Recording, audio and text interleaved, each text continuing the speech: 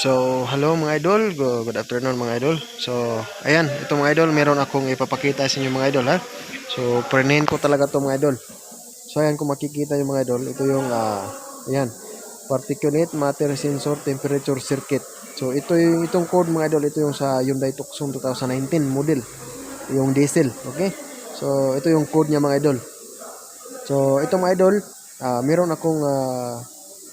meron tayong video nito kung paano na-trace itong sensor na to, kung saan ba to naka-location. So, meron tayong video dyan. Tapusin nyo lang yung video para makita nyo mga idol kung anong procedure, kung paano natin trace, kung saan location ba tong sensor na to, o anong mukha nito. Okay? So, ngayon mga idol, ang ginawa ko mga idol, dinelete ko tong code na to, hindi to siya ma-delete. Hindi ma-delete yung code na ito mga idol. Tapos meron siyang nakailaw sa dashboard. So, tapusin nyo lang yung video mga idol ha. So, ayan na nga mga idol, no? Dinelete ko to, hindi siya ma-delete. Ngayon, paano ko siya trinace mga idol? So, tinanggal ko yung lahat ng sakit doon sa ilalim. Okay? So, tinanggal ko yung sakit. So, ang lumabas mga idol, yung parang tatlong module, tinanggal ko yung sakit. Tapos pang-apat yung may isang sensor. So, ito yung lumabas na mga code. Ayan. Exhaust gas temperature sensor. NOx interrupted. Lost communication. Okay? So, yan yung mga lumabas. So, ayan. Communication A, communication B. So, ito yung lumabas. Nang hinugot ko yung tatlong sakit. Okay?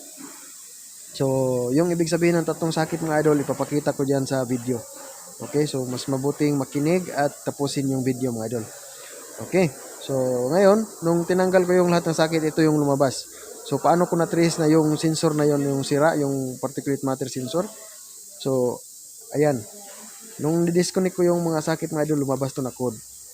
Tapos, inaisa-isa kong binalik. So, unang nawala ito, sensor A. Kinabit ko yung sakit ng isang sensor. So, doon ko nalaman, kasi nawala yung code, doon ko nalaman yun pala yung NOx sensor A.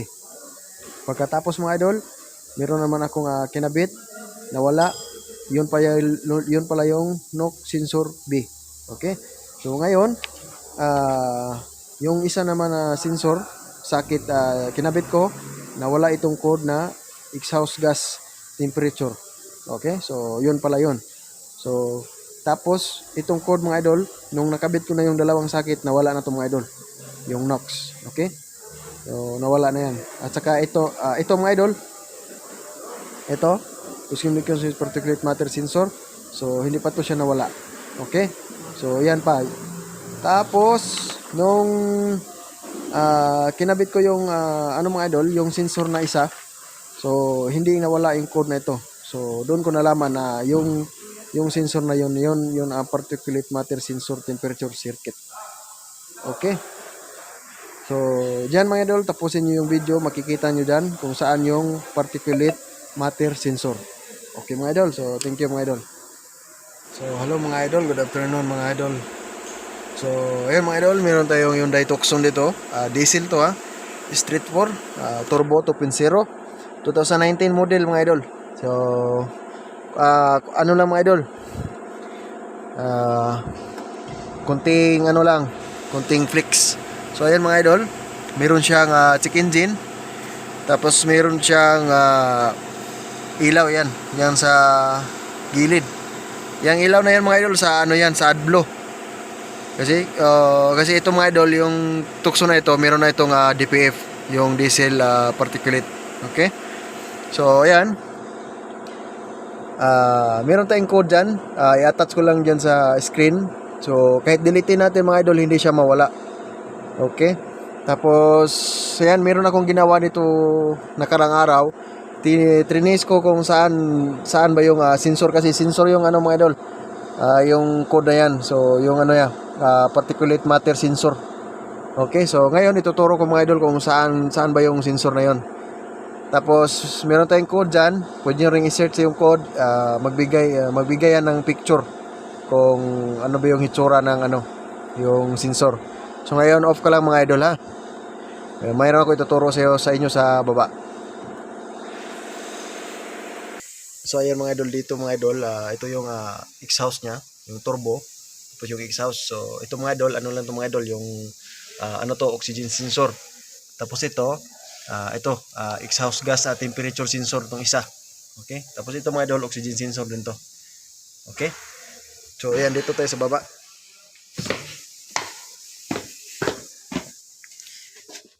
So ayan mga idol, meron tong cover dito. Ayan, so makikita nyo. Ito yung ano niya. Ayan. So makita nyo. So yan yung ano niya, DPF na catalytic. Okay, so yung isa, sensor yan. Okay. Tapos ito ano mga idol, NOx sensor. NOx sensor ito mga idol. So nitrogen oxide. So ito mga idol, ito yung injector ng injector ng AdBlue. So ito yung pipe niya. Ito. So ito yung pipe ng AdBlue.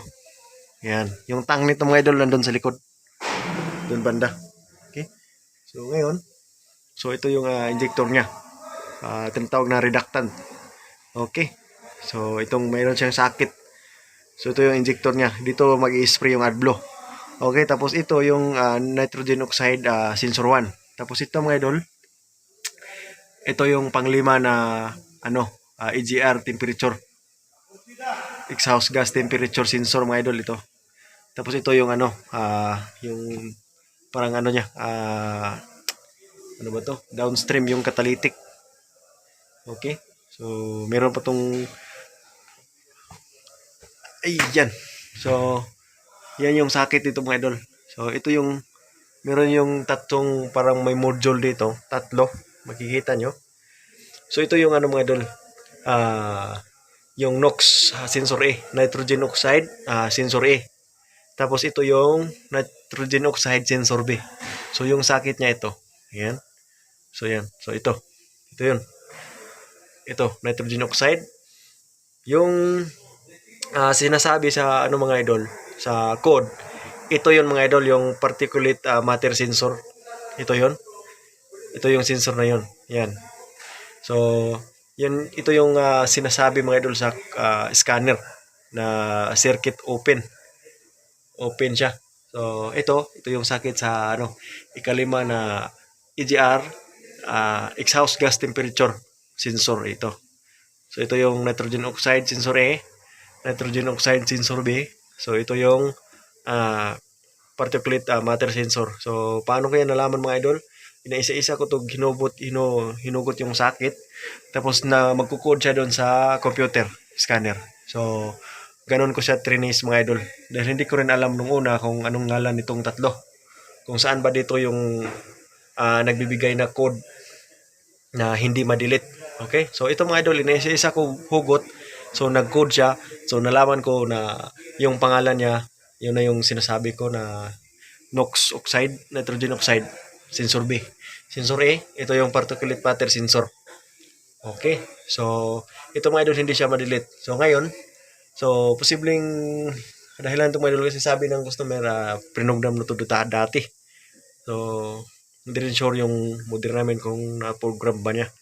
So, ngayon, dahil hindi ma-delete yung code niya, so, baka may sira dito sa sensor or yung program. Okay? Kailangan ng program. Pag program mga idol, cancelin yun, code. Pero pag hindi, baka may sira dito mga idol or ano kayang ginawa dito ng model namin. So kaya mga idol, ang purpose ko, malaman lang kung anong ngalan ito o saan yung particulate matter sensor. So ito yun. Yan. Yan. Okay. So thank you mga idol. Yan. Quick video lang yan mga idol ha. Tungkol dito. So ngayon inaantay pa yung may-ari. Kinontak kung kailan daw to na program. Tapos ayun. Pag na-trace na, so puprogramin ulit ng model namin. So ngayon, antay-antay lang. Update lang mga idol ha. Kung mawala ba yung code o hindi. So thank you mga idol. Thank you so much.